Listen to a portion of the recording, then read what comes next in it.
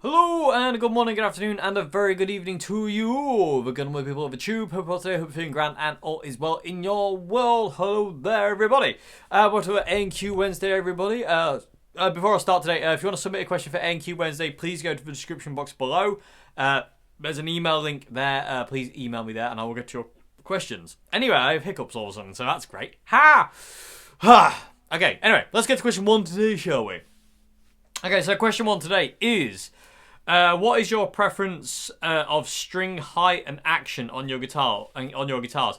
High, medium, or low? And are all your guitars set up the same? What brand of string gauge do you prefer? No, none of my guitars are set up the same. They're all different. They all feel different, and they've all got the same kind of string kind of height, if you will, and the same way they look. But some are higher than others, and some are lower than others. Just depending on the guitar, because they all feel different. You know, the action on Mr. White here is different to the action on the 62 and the ST and the 79 and the Red Oswald. They're all different because they got different necks, so they have and different thicknesses of necks. So I have to adjust to that. So some will be higher, some will be some string heights will be higher, some will be lower, some will be kind of in the middle. But invariably, I just set it up to the guitar. I used to do the thing where I had set measurements and I used to set all my guitars up to that height. But invariably, you'd find one guitar that, like, with a certain height would either choke out or the action would be too high. So now what I do is I basically play the guitar and set the action up to that guitar. I don't really mess around with having it all the same, because all the guitars are different. It doesn't really make any sense to me anymore to kind of set everything up like, you know, homogeneously and all the same. It doesn't really work. I prefer a lower action than I did when I was younger. When I was younger, I used to have the action quite high on my guitars. Not Stevie Ray Vaughan high or anything, but it was back in the day when I kind of still liked the guitar to fight back. I don't really like that anymore. I haven't liked that for a long time. I like the guitar just to kind of like let me flow on it. That was quite a while ago, but I've kind of preferred the guitar to fight back. That's, you know, we're talking about 20... The change really came in 2008 for guitars, really. 2008, 2009, I've started kind of like getting sick of my guitars fighting me and having such a high action and stuff like that. So things changed. So, and the actions just come down, down, down. So basically now what I do is I get to set the action on my guitars. What I do is I find, on the G, B, and E strings, I find where the strings start to choke out and then bring the strings up until they don't choke out. And once they don't choke out, that's the way they are. That's where it stays. And that's either super low or that's in the medium or that's really, really, you know, or high. It's not, I don't like super high action anymore. It's ridiculous. I don't enjoy it. At all. I don't enjoy it when a guitar's difficult to play anymore. I don't like it when they fight back. I like it when they're relaxed, and if they're relaxed, you're relaxed, and you can just both, you know, you can both kind of like just go with music. You know, you could submit yourself to music and just kind of let it take you, because you know no matter what you're playing, it'll let you do kind of what music requires of you. And music always tell you what guitar to play anyway. So for instance today, the intro jam wanted to be on Queenie's Strat. I had something in mind and something that was beamed to me, and it was actually beamed to me last night of filming this, before filming this, and I was playing it on another guitar, and I was going to come up here and play on something else, and literally as I kind of like left, I was like, I need Queenie's Strat. So and again, you still haven't seen that guitar in full yet. I will get to demoing it at some point, but yeah, so I had to play it on that, and it was just the perfect guitar. Again, music's never wrong. You know, trust music, it'll never lead you astray. So, string height, yeah, they vary on all guitars. Different thicknesses of necks require a lower action. You know, if I've got a really thick neck, I like the action to be lower. If it's a thin neck, I like the action to be a little bit higher. Medium necks, obviously, a medium action. But I do always still have the high E string is the highest string on the board. So as you look down at the guitar, the E, A, and D are kind of like this. They kind of stack. So they're kind of like that. And then from the the G string is above the D, B is above the G, and then high E is above them all. So they kind of ramp up like that. And that's where I've had my strings set for ages. That's the kind of the height I have them at. So if I set like the action height on the G, B, and E, they'll always slant down from there. A different kind of like, different kind of like gradients, if you will. Like some will be like literally almost flat, some will literally be like this, and some will be in the middle.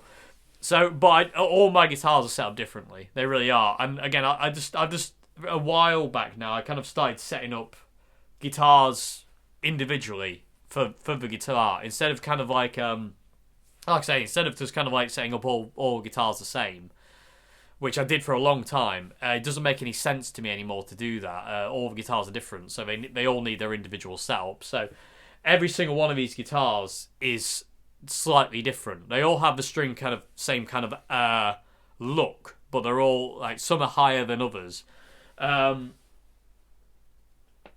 Yeah, I mean, just looking now, it's like I can see the 62 Strat's action is higher than Mr. White here, and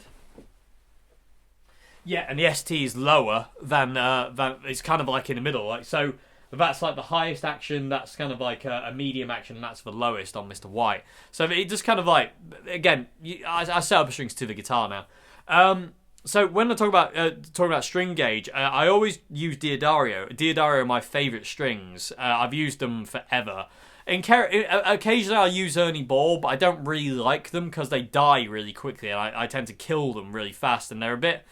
Once they're dead, they're kind of toneless, whereas Diodario strings, when they really bed in... Because again, I hate new strings. I can't stand new strings.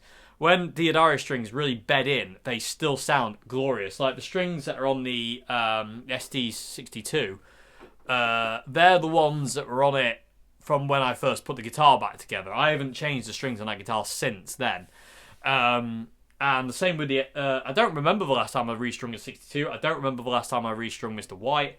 The 79's strings are the ones I restrung it with when I first got the guitar. And the ones on the Red Oswald have been on there for ages as well. So I use Diodarios preferably either 9s or 10s, depending on what the guitar wants. So, for instance, like, Mr. White likes either. Mr. White's not a fussy guitar. It's happy with either strings, 9s or 10s. Depends on what I feel like, basically. But that's a very happy guitar with any of them. And in all fairness, it's the only guitar I have that is happy with any string gauge, apart from anything above 10, which I never use. But Mr. White's had 9s and 10s on it, and even 8s at one point for so many years. It's kind of like, yeah, whatever, I'm happy. The 62 just likes 10s. I did put some gauge 9s on the 62, and it basically went, no. The ST62 as well, that likes 10s. The 79 wants 9s. It's got 10s on it at this point in time, but every time I play it, it goes, I don't like these. I want gauge 9s. So I will be replacing the strings on the 79 at some point with 9s, because it just doesn't feel right.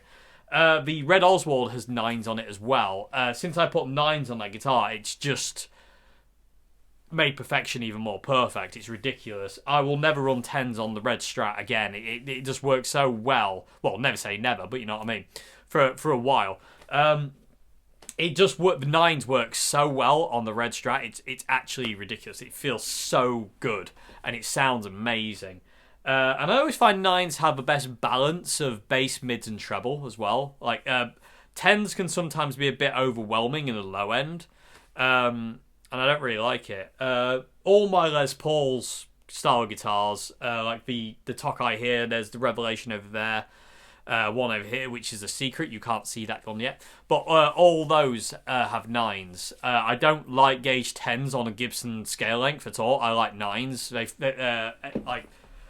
All my Les Paul / Gibson style guitars have 9s. I've never liked 10s on them at all. I have tried them, but I never liked them at all.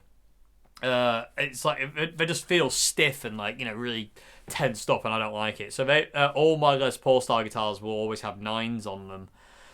But say certain guitars require certain string gauges. My Gem has 9s on it. The John Strat has 10s on it. Some of my other guitars will have 10s as well, because they don't particularly like 9s. But yeah, and I say my Epiphone Les Paul's got gauge 7s on it. It's got the Billy Gibbons strings on it. I'm trying to think if there's anything else. I think Queenie's Strat's got 9s on it. They feel like 9s. They feel great. That guitar's an absolute beast. I'm very jealous of it, people of the tube, to be honest with you. And it's probably another guitar I'm going to have to steal.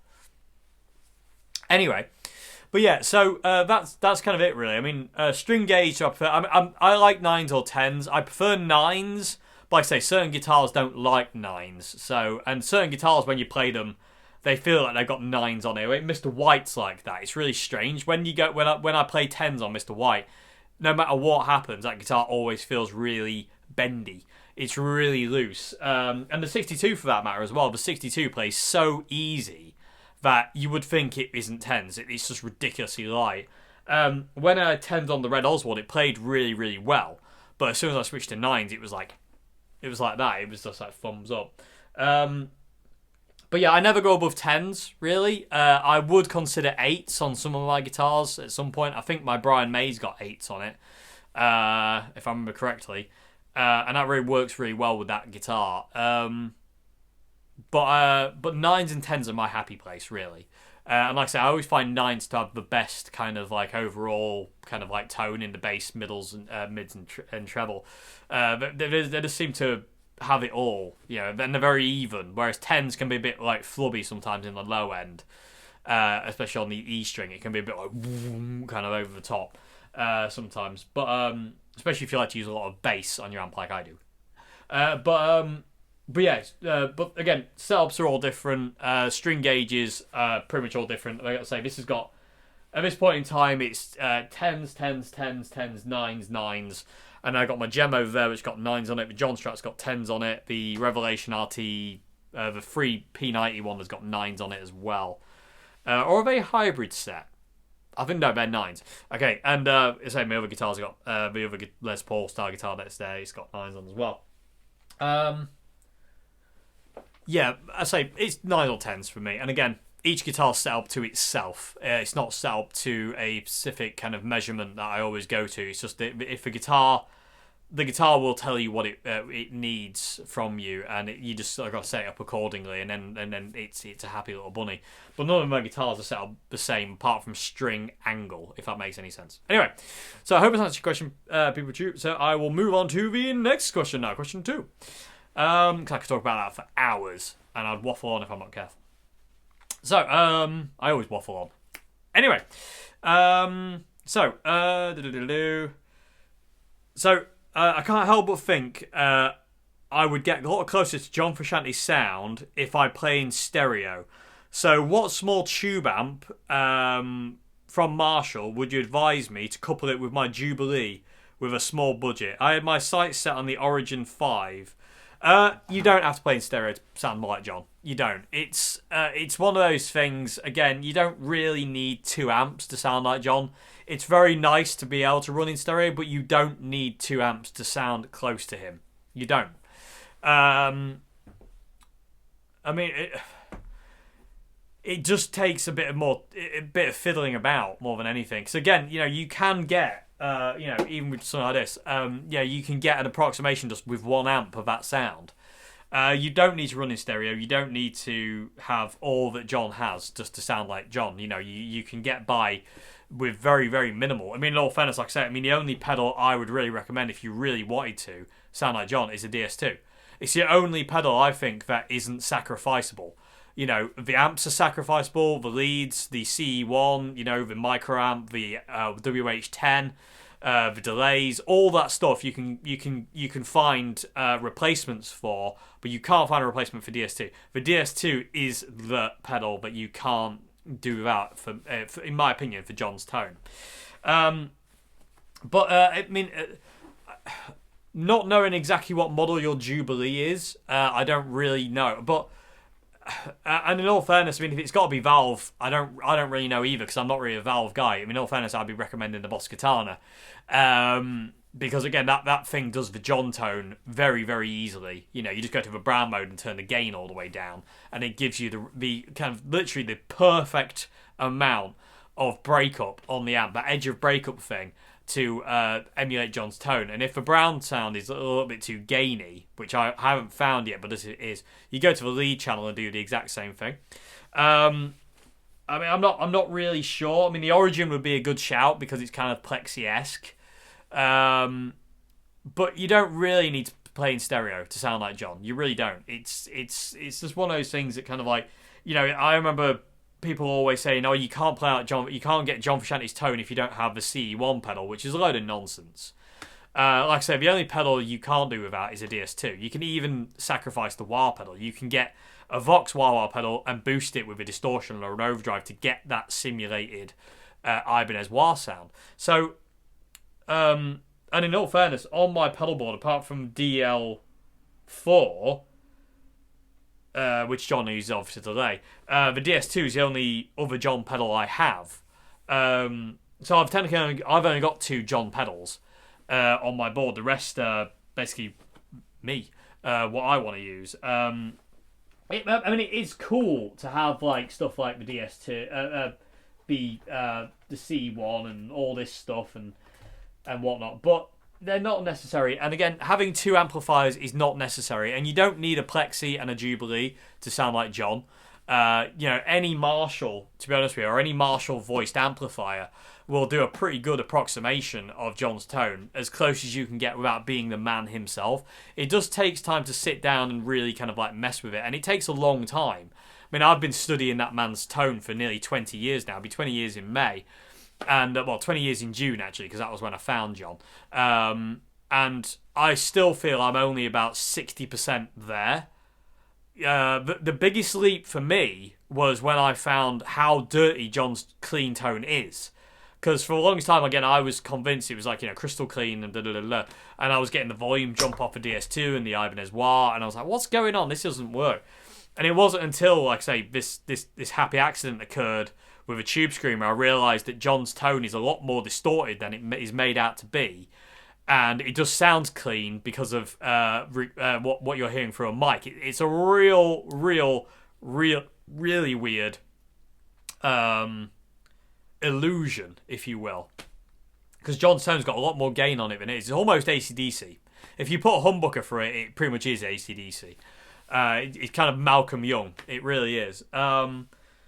But because it's a Stratocaster, you get a bit more kind of like, you don't get the kind of the depth of like of a Gretsch pickle of the Filtertron or a humbucker even with Angus. It's got a bit more kind of like, clean kind of thing to it. And because John runs his pickups super low as well in his Strats, apart from the 55, it's very clean. You got a lot of kind of that's where the cleaner sound comes from. Is from the guitar's pickups being low. The amps are actually quite gained up. Edge of breakup, let's put it that way. But you don't really have to run in stereo. You really don't. I mean, if you've got a Jubilee, like I say, you didn't specify what Jubilee was. I don't know if it's the head and cab or the combo. But if you've got a Jubilee, I mean, that's enough. It really is enough. But if you did want to run in stereo, then the Origin is a good shout. The Origin is really, I mean, I remember when I reviewed the Origin, it was a really, really good amp, and is really cool. And again, they are nicely budget amps. Another one, if it has to be Valve, would be say like a Vox, like an AC10. A Vox AC10 would be a really, really good one. Keep the treble low, and you can kind of gun it a bit. That would be a good shout. Vox AC10. It doesn't have to be a Marshall. Again, the Vox, John does use Vox, and you can kind of get that kind of British kind of breakup kind of thing out of it. Funnily enough, Vox is one of those tones that like is very exclusive to Vox, if that makes any sense. I'm tangenting here, people with YouTube, but go with me. So, like, I always find that like Vox amps sound like Vox amps. Like, I know that sounds really stupid, but it's like when you get a Marshall, sometimes you can get it to sound like a bit like a Fender, or you can get a Fender to sound like a Marshall, or you can get like Mesa Boogies to sound like both, or whatever. Vox amps, no matter what you kind of do with them, they always sound like Vox amps. It's really weird. They're kind of like, and no one's really kind of like emulated that yet. Like, it's really weird. Anyway, I digress. But yeah, I mean, you don't have to run in stereo. You really don't have to. Your Jubilee will be enough. Without knowing exactly what model it is, though, I don't know if it's combo or head and cab, it's really hard to tell. And again, without being there really in the room to hear it, it's really hard to tell what kind of like it needs and requires, really. But yeah, I mean, if you did want to run a stereo, yeah, I mean, and it has to be a valve amplifier, then the Origin 5, yeah, is a good shout, definitely. Like I said, there is the Vox AC10. There's also something like I mean, I don't. I think the Marshall Studio Vintage combo is a little bit more expensive, but that is always that's if you've got a little bit more kind of to spend, the Studio Vintage combo would be a good one as well because they're ridiculous. I'm my Studio Vintage Plexi is like my dream Plexi. It's just ridiculous.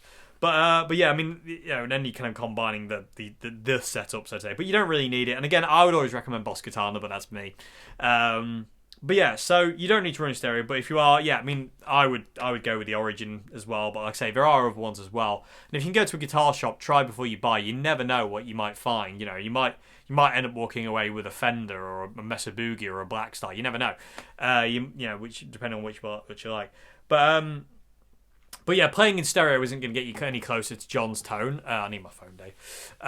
It's more in the case that you just need to kind of balance everything out. You know, it's one of those things. Again, it depends on what pedals you're using as well, and the order, and all sorts of stuff, and EQ, and your guitar. There's all sorts of kind of like thingy factors. And I've got loads of videos on that stuff as well. Anyway, so I'm going to move on to question 3 now, people too. Okay, so how do you maximize tone and EQ from affordable small amps?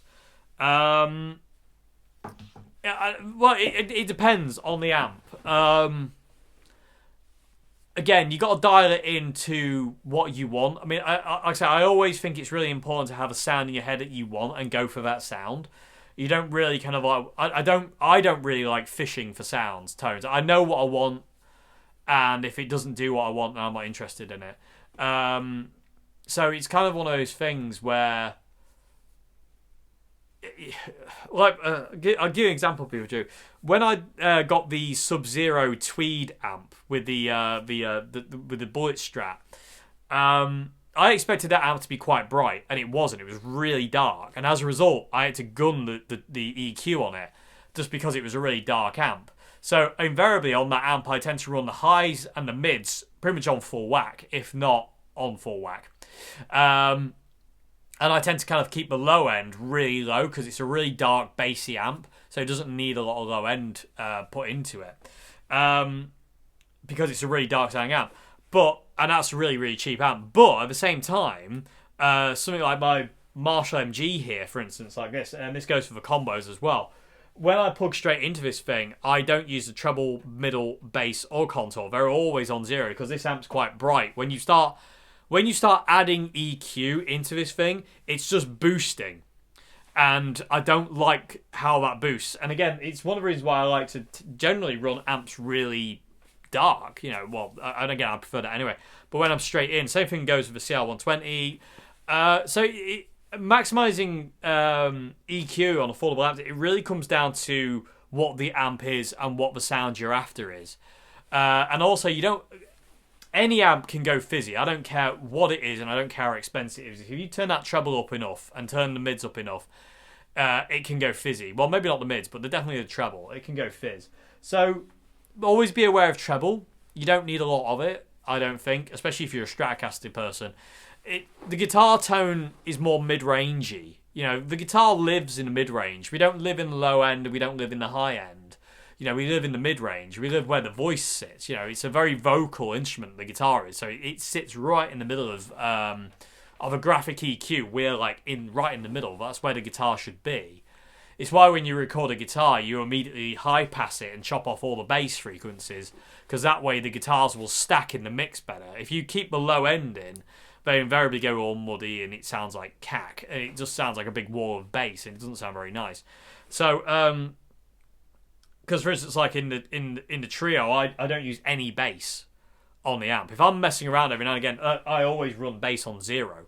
I used to run bass on 10, but that's for other reasons.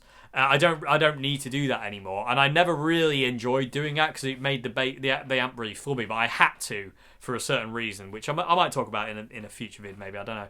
But I don't run bass on my CR120; it's always on 0. I don't run bass on my MG; it's always on 0. And the same thing goes for my Katanas as well. The bass is always on 0. The only the amp I run bass flat out on regardless is my Fender Stage, because it doesn't really have a great deal of low end in it from the get go. My Super Reverb as well, people tube. When I use my Fender Super Reverb, it has no bass. It's all middle, and I had a bit of treble in to balance it out, but there's no bass on that thing. I don't need it. Anyway, but yeah, you've just got to dial it into the amp, and again, the sound you want. Like, and I like to say, I know I've got a sound in my head, and it's been there forever. Clean tone is always that John Frusciante thing. I know what I want for distortion. I want it to be really warm and smooth and like really singy. And I've got like, you know, a blues tone in my head. I've got like a real clean tone in my head. I've got certain sounds that I go for, and I know how to kind of get from just experience of loads of different amps because I'm lucky sod. But you know, you just got to dial it into what you want to get out of the amp. If you want it to be kind of like, you know, bright, then you know you want to kind of like balance the mids and the treble. You don't want just kind of crank the treble up. You've got to balance the amp out with bass, middle, and treble and presence if you've got presence. You know, you don't want it to be kind of like fizzy. You know, you got to be careful of the treble. Another thing as well is I'd much prefer to use presence over treble. I find presence is nicer in general. It just kind of brightens things. It doesn't make things harsh. It just kind of adds air to stuff. It's really nice. But it's difficult because, again, it depends on the amp. Again, it's all down to individual amplifiers. Every amp is different as well. But you have to dial things into, you know, what they are. You know, I've got another amp down there, which you won't see for a while, unfortunately, people tube, because I've got other things planned, but you will see it at some point, where I got it the other day, and I had to kind of like absolutely gun the mid-range on it, because it's so dark, and even with the mid-range gunned, and the bass off, the low end in this amp is so big. I know you said horrific. It's not horrific in a bad way, though, but it is massive. Like, the low end in this amp is just crazy. Actually, you know what, people do? I'll show you it. Unfortunately, you won't hear it for a while, but you can see it. So it's this. It's a Laney Linebacker from 1988, and I bought this the other day, and I love it. And it's got it's 100 watt reverb, loud. I haven't been able to get this thing to 1 yet on the volume control. It's so loud. I actually don't think I've experienced a louder solid state amp in my life other than this one. This one is ridiculous. But I bought this the other day. I've been after one of these for quite a while, actually, funny enough. And it's my first foray, really, into owning a Laney. I've never owned a Laney. And I don't know why, but I was getting dragged in the direction of one of these amps. And they're really hard to find, these things. But when I got it back here and we plugged it into my Marshall cab, into the Magic cab, all of a sudden we realised that the low end on this thing is just out of control. Just out of control. It's just so big. And so basically I turned the bass all the way off. The treble's really harsh, so I don't use that.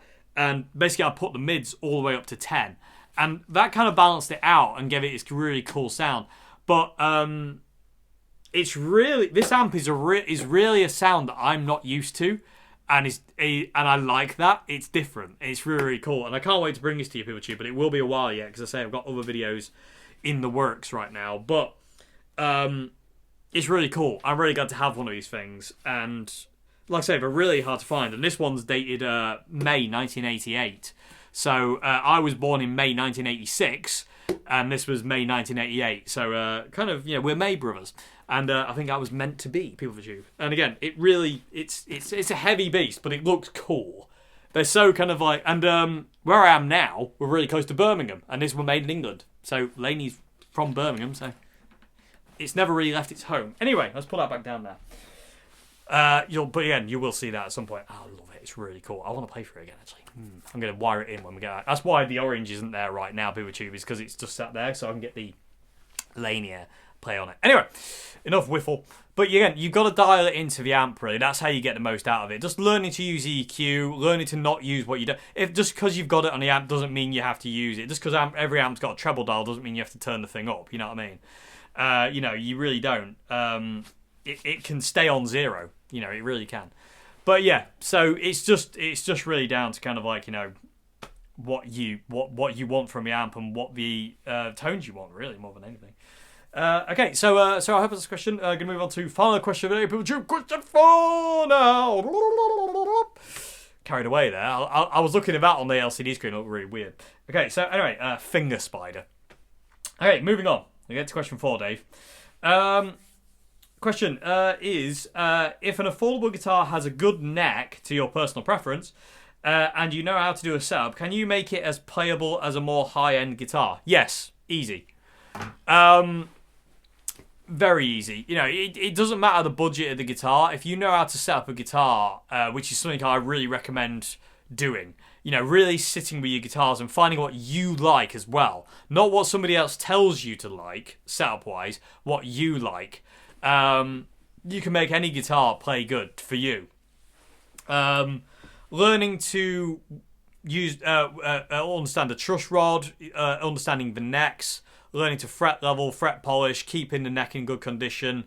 Certain other things like, you know, intonation, string height, understanding like the nut on the guitar, what that's like. Is it too tight on the strings and this and the other.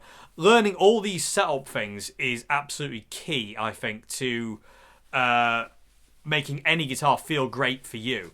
Like I said, I mean, I've got Squier Bullets that I unfortunately don't have them anymore, but they play just as well as any of my Fenders because I know what I want from it, and just setting it up the way I want to set it up, as I can do it. I mean, I can set guitars up really fast now because I've been doing it so many years for myself. Because, funny, here we go, tangent time again. People of YouTube, sit down and get comfy. Tangent boy is in effect. So, I remember what tipped it over the edge for me when I was like eventually, because I used to give my guitars to people to set up, and this is what tipped me over the edge to going, right, I'm doing it myself. Was if you've seen my 1980, I think it's an 89 Fender, it's Korean and it's black. It was blue, but it's black. It's a gorgeous looking guitar. It looks like Eric Clapton's Blackie. Anyway, when I got that guitar, it didn't play very well, and I remember it was rusty and a bit of a mess. Anyway, I gave it to a local guitar shop to do a setup on it. And this setup cost me 45 quid, which I was definitely ripped off. People of the tube, do not pay 45 quid for a guitar setup. Especially not like this one. So anyway, so I gave it to them, and they had it for like literally a month. No word of a lie, this guitar was gone for about a month. And eventually we went back into the guitar shop. We said, oh, your guitar's ready. They rang and went back to get the guitar. And all they'd done is lower the strings all the way, pretty much onto the fretboard, and that was it. That is literally all they'd done. And changed the strings as well. And they charged me for that. And I didn't really have the confidence at that point. This would be 2003, I'm thinking. So I'd only been playing guitar for like a year, maybe verging on 2 years, maybe. No, it would have been 2004, wouldn't it? Yeah, it would have been early 2004 though. I'm guessing it would have been early 2004. This happened, and I didn't have really the confidence to play it in the shop that day. But I paid for the setup, and we got it back to the time. It was the tutor who on the course I was on. He had a little studio at his house, and we were at his studio. And I got the guitar out, and it didn't play. Tick, tick, tick, tick, tick, tick. It didn't do anything. You know, it was just sounded dead. And luckily, I had a friend on the course called James, and who's helped me quite a lot. That's the door. Sorry about that, people. So I had a friend called James who knew how to set up guitars. He knew what he was doing with them. And he says, oh, let me have a look. And he got the guitar and he was like, what the hell have they done? You know, apparently what they'd done is they'd tightened the truss rod as well. And so the neck was in like a back bow. And it was a mess. And the intonation was out. The string height was out. Everything was basically 45 quid for nothing. And he goes, well, I'm going to reset it up for you now. And he got his tools out and stuff, and did the neck and everything, and re-intonated it and got it all playing, and he passed it back to me, and I was like, oh my god, that's amazing! It works. It never felt that good. At this point in time, I didn't know what I was doing with guitars. I just played them as they were, and I asked him, I said, can you teach me what to do that? And he taught me how to kind of like, you know, mess with string height, action, stuff like that, and then other stuff I've learned over the years, like how to set tremolos and and what my preference is on pickup height and all that kind of thing. So that's the kind of deal, really. I mean, and that was it for me, really. I was sick of people doing my guitars the way they thought they should be, and I was like, I'm just going to do it on my own. And through that was where I found I like the strings kind of doing this ramp up thing. I like my pickups really low. And throughout the years, I've just kind of like, that's kind of what my go-to is, really. I have experimented like extensively with pickup height. Certain guitars I like pickups really high. Telecasters, for instance. I don't know why, but I like pickups really high on Telecasters. I don't like it when pickups are low on Telecasters. Les Pauls, I like pickups really low. Strats, I like pickups really low. And any other guitar I play, the pickups are always really low. Telecasters, get them really high. I don't understand that one, but that's what I like. It's really weird. But when it comes down to guitars, yeah, if the neck's good and you feel comfortable on it, as long as the frets aren't higgledy-piggledy, then you can set that thing to play just as good as any guitar. You really can. It's just down to, again, personal preference, knowing what you want and being able to do it. And again, it takes a lot to break a guitar. You know what I mean? It really takes a lot to break a guitar. So experiment experiment until you know what you like, and all the time just mess around with things. Go, do I like this? No. Oh, do I like this? No. Do I like this? Oh my god. And that's what happened. Eventually one day I'll just be like, and the light will come on and like, heavenly voices, and all of a sudden you have your perfect setup. I do apologise about my phone. I've even got hold of my phone today, and I've started to learn to put it on silent because I've started to use my phone for the questions, but I didn't today because I'm an idiot. Anyway, but yeah, you can easily get any guitar neck. If it's good to you, you can get any guitar neck to feel great. You really can, regardless of what it is. Some of my really, really cheap guitars feel just as good as my 62 to play. They really do. It's just, again, and it's because I know what I want from a setup. I mean, I can imagine some people would pick up my guitars and go, ugh, I don't like the feel of this at all. I don't like the fact that the tremolo's like this. I don't like the fact that the string height's like that. I don't like the fact the pickups are low. But that's what works for me, and that's what you've got to do. If it's your guitar, make it work for you. You can't be like, oh, this needs to work for everyone. That can't be a thing, and it can't happen. It's all about, if it's your instrument, it needs to work for you. And again, and you is the most important thing. I always talk about this, but it's like when you're getting a new guitar or a new pedal or a new amp, you need to go for what you want, not what people say you should have. You always need to go for, like, I want this. Oh, so I'm going to go and get it. But if somebody goes, oh, you shouldn't get that, you should get this because I prefer it. No, it doesn't work that way. People can recommend stuff, but you need to try before you buy, because invariably what somebody else likes won't necessarily work for you. You have to go with you at the end of the day. You is the most important thing when doing this kind of thing. So yeah, you can very easily set a cheaper guitar up with an amazing action if you know what you want. And you know what you're doing, and you know kind of like, what string gauge you want, string height, how you want the neck. Because all my guitars have a bit of relief in the neck. I don't like straight necks. If a neck's like that, I don't like it. I release the truss rod a bit so it kind of like bends up. So I like a bit of relief in it, because it really, if a guitar's got the truss rod cranked on, so the neck's straight. Well, not cranked on, but if the neck's straight, the guitar feels weird to me, and I have to slacken off the truss rod.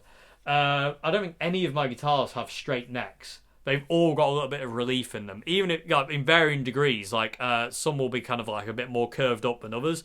Some will be a bit nearly flat, but not quite. And again, it comes back down to that question of setups. All my guitars are set up differently, so all the neck angles are different. It depends on what the guitar wants, It really, you just got to feel and listen to what the guitar wants, really, at the end of the day. But yeah, you can very easily get like a Squier or, an Ibanez or a Revelation, whatever, a Jet. You can get these guitars to feel just as good as any really expensive guitar. If you know what you want from a setup, know what string gauge, no string height, no pickup height, you're done. And again, like I say, you can really kind of like it's really important, I think, to sit with your guitars and experiment with them, string height, pickup height. Find what you like the most. And that will change throughout the years, until you find exactly what you do like. Like I said, I mean, the pickups on Mr. White are what made me realise that I love my pickups really low. Because when I got Mr. White, the pickups were sunk in the pickup. They are, in all fair, they're the same. I've never altered the height of those pickups once. The only time they were changed is when it went through its first refret to this overzealous guitar tech, who thought, oh, I know what I'll do. I'll change everything about the guitar that he likes because it's not what I would do. So what he did is he basically just brought the pickups up really high, but I had an ace up my sleeve. When I got a guitar back and noticed the pickups were ridiculously high, I was like, and initially I was like, great, I don't remember where they were. But people of a tune, there was so much dirt on the pickups from that guitar, from gigging it, and also quite a lot of blood from when I'd split this finger open on the guitar. Didn't notice and ended up doing like pretty much an entire gig splashing guitar on the guitar. Well, I did notice eventually. It was like, what I eventually noticed, people of a tune, was like, why is my hand so cold? And then all of a sudden I realised I'd split this part of my finger wide open on the grub screws on the bridge, and the guitar was covered in blood, and I was like, ah! So that was good. But there was this line of dirt and blood on the pickups that you could clearly see that he hadn't cleaned off, thank God. And I was able to lower them back down until that line disappeared, and that's where they basically have been ever since. And it's pretty gross, but it's my guitar. It's all good. I don't intend to clean it off. But that's how I was able to get those back. But that was, as I say, I learned everything from Mr. White. He is the guitar that taught me everything. Taught me what I'm doing and how what I prefer and everything. That is, again, that's why he's my number one and always will be. But yeah, so that was that. But again, that was another thing as well that made me go, I'm going to do my own setups from now on, is I didn't like the idea of somebody else messing with my guitar and changing the pickup heights and changing the string heights to stuff I don't like, and changing the neck angle because they prefer it straight or whatever. It's like, no, I'm doing it my own from now on. The only time I've ever took my guitars for setups is refrets. Other than that, I know what I want from my guitars. The refret is the only thing I don't know how to do at this point in time. I'm going to learn so I can do it. But refretting is the only thing I haven't delved into just yet. But I know how to fret level. I know how to change pickups. I know how to solder. I know how to fix guitars. I just know all these things. I just don't know how to refret. But anyway. But yes, you can easily do that kind of thing with a cheap guitar. No ifs, no buts. If you love the neck, if the neck's great, job's a good one. So anyway, people troop, I hope I've answered your questions okay today. I hope there's something in there that's been informative.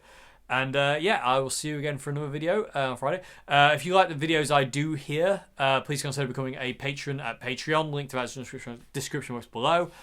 Please consider going to my Bandcamp as well and purchasing something from my Bandcamp. Again, it really helps me out. And also there's my merch Teespring thing in there as well. Description box below. So anyway, until Friday, people tube, have a great morning, afternoon, good evening, and goodbye now. Oh yeah, another thing as well, people tube, quickly, before we go, this Laney, like I say, is from May 1988. There's a Pat Test sticker on it that is from the 9th of May, right? So this was made, I think this was made on the 5th of May. So this was made 5th of May 1988. There's a Pat Test sticker on it, which is the last time this thing was tested. And it's the 9th of May 1988. So I love the fact that basically this hasn't been tested since it was made.